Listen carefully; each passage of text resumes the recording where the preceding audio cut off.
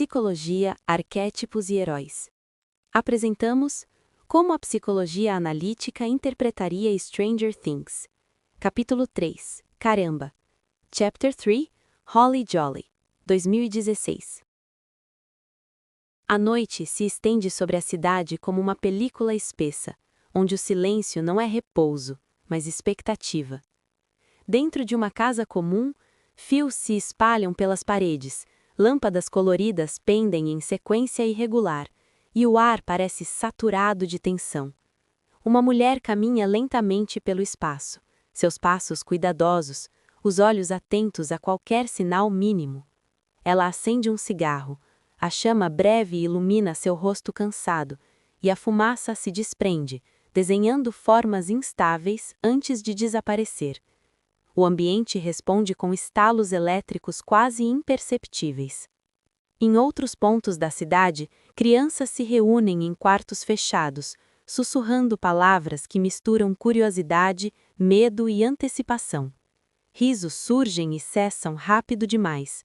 Há comentários sobre experiências alheias, tentativas de compreender transformações que ainda não tocaram seus próprios corpos. Em um prédio isolado, corredores frios conduzem a uma sala onde uma menina observa tudo em silêncio, como se cada objeto fosse estranho e familiar ao mesmo tempo. A ausência de um garoto se infiltra em gestos cotidianos. O cachorro da casa late insistentemente, direcionando-se às paredes iluminadas. As lâmpadas começam a piscar em sequência definida, uma após a outra, compondo sinais simples e precisos. A mulher se aproxima, toca os fios com cuidado, fala em voz baixa, como se temesse romper algo delicado. Em outro lugar, um corpo flutua em água escura, os sentidos recolhidos, o mundo reduzido à respiração e pulsação. Sob a superfície imóvel de uma piscina, uma figura permanece suspensa, imóvel, visível e distante. Quando a noite avança, nada se resolve, apenas se confirma que algo atravessou o limite do que era conhecido.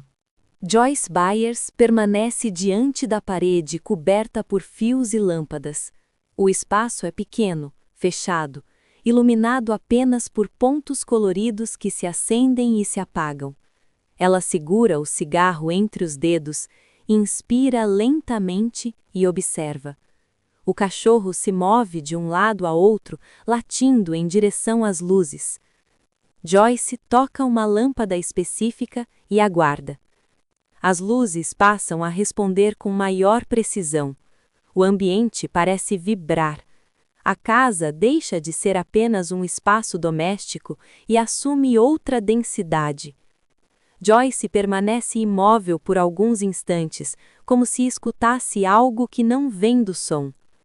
Há uma presença difusa, ainda sem forma, mas insistente, que começa a se anunciar.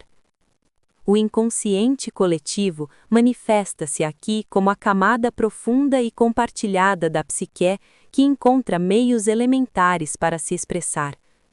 A comunicação pelas luzes não nasce da imaginação isolada de Joyce Byers, mas da ativação de padrões universais que utilizam sinais simples para atravessar a consciência quando a linguagem racional falha. Os arquétipos que emergem organizam-se em torno da mãe que busca e da criança perdida. O arquétipo materno mobiliza Joyce Byers para além da adaptação social, conduzindo-a à escuta de sinais não convencionais, enquanto o arquétipo da criança convoca proteção, urgência e entrega total. A ativação desses arquétipos produz consequências psíquicas imediatas: ruptura com a normalidade, suspensão do julgamento externo e abertura radical ao simbólico. O self atua como centro regulador silencioso, ainda distante, orientando Joyce Byers por meio de ações concretas: permanecer, responder, insistir, mesmo sem oferecer garantias. Seu chamado não se apresenta como certeza, mas como direção inevitável que reorganiza a experiência. O cenário doméstico, As cores intermitentes das lâmpadas, o som elétrico irregular e a fumaça que se dissipa no ar funcionam como expressões vivas das forças psíquicas ativadas. Nada opera como simples ambientação, tudo participa da linguagem simbólica em movimento. Mal sabia Joyce Byers que aquele gesto rompia um limite antigo. Pouco imaginava Joyce Byers que algo essencial já havia sido despertado. Eleven é conduzida ao tanque de água escura. Seu corpo é submerso, os sons desaparecem e o espaço se transforma em vastidão silenciosa. Em outro lugar, Nancy Wheeler e Steve Harrington atravessam limites íntimos, tomam decisões impulsivas e se afastam do terreno seguro. A tensão cresce à medida que os deslocamentos físicos se acumulam. Gestos retornam transformados, o toque agora carrega peso, o silêncio se torna opressivo, espaços antes familiares assumem outra função. As decisões não admitem recuo e cada passo amplia a instabilidade instaurada. O movimento externo reflete um conflito interno que se adensa. A busca por resposta se intensifica, enquanto a sensação de controle se desfaz. O ego manifesta-se nas tentativas de controle e racionalização. Joyce Byers busca provas, Mike Wheeler organiza estratégias, autoridades recorrem a procedimentos formais. Essas ações revelam o esforço do ego para manter coerência diante do colapso, produzindo exaustão psíquica e comportamentos obsessivos. A sombra emerge por meio de impulsos irruptivos, desejos reprimidos e escolhas ambíguas. A sexualidade comentada, o medo não reconhecido e a violência latente passam a orientar atitudes e relações, deslocando o eixo da consciência coletiva da cidade. A travessia dialoga simbolicamente com o mito de Perséfone, aprisionada no mundo subterrâneo, e com Orfeu, que desce ao reino dos mortos em busca do que ama. Assim como nesses mitos, a passagem exige sacrifício e não garante retorno sem perda.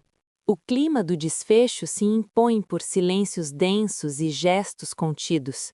A comunicação ocorre, mas é fragmentada. Will Byers é sentido, não alcançado. A água, a escuridão e o isolamento deixam marcas irreversíveis. Uma figura permanece submersa, imóvel, como o testemunho silencioso do que não pode ser resgatado. As luzes retornam, agora transfiguradas. O brilho que antes prometia contato carrega o peso da ausência. O espaço doméstico conserva vestígios do encontro e da perda, instaurando sensação de destino consumado. O percurso revela seu custo definitivo. O que foi atravessado não pode ser desfeito, apenas incorporado. O processo de individuação manifesta-se de forma desigual. Joyce Byers avança em direção à integração ao aceitar o chamado e sustentar a travessia, enquanto outros personagens permanecem fragmentados, incapazes de integrar a experiência vivida.